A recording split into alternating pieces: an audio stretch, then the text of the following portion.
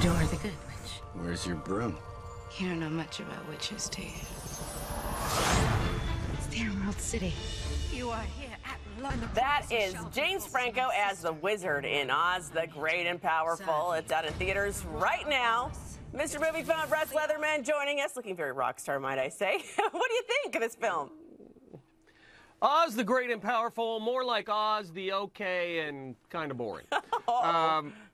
Yeah, here let's just get to the point. You know, this is a prequel, and they want you to know that it's a prequel. And you have James Franco right there. You see Mila Kunis. He plays Oz, and he's a magician from a small town. Gets whisked up to Oz in a tornado. What are the odds of that happening twice? And he has to sort of try to save Oz as the great and powerful.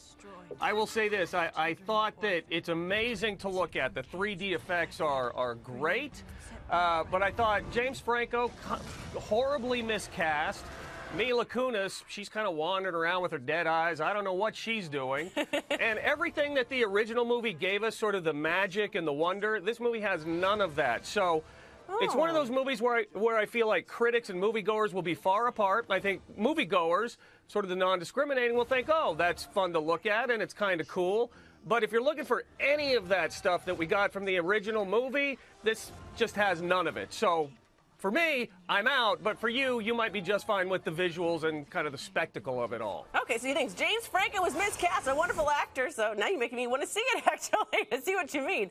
But here's the movie for something a little darker and more adult.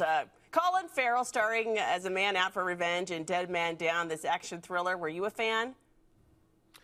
Well, you know, I'm not a big fan of the genre right now, frankly. Again, my own personal view, I'm kind of tired of all the guns and all the killing. But I will say that this is a dark noir thriller. You do have Colin Farrell. I think he's a very good actor. And I think this movie is well done for what it is. Again, it's got a specific kind of audience. It is down and dirty. You got Noomi Rapace there from the original Dragon Tattoo movie. She's very good. So I think this movie, I think, is well cast. I think the actors do a great job. I think they do a decent job with the story. But it's for, you know, a special kind of audience. You got to like this sort of thing. So I'm in. I thought the movie was well done. Not exactly my cup of tea, but it's still well executed. Yeah, so if you like that sort of thing, worth checking out. Terrence Howard, like that.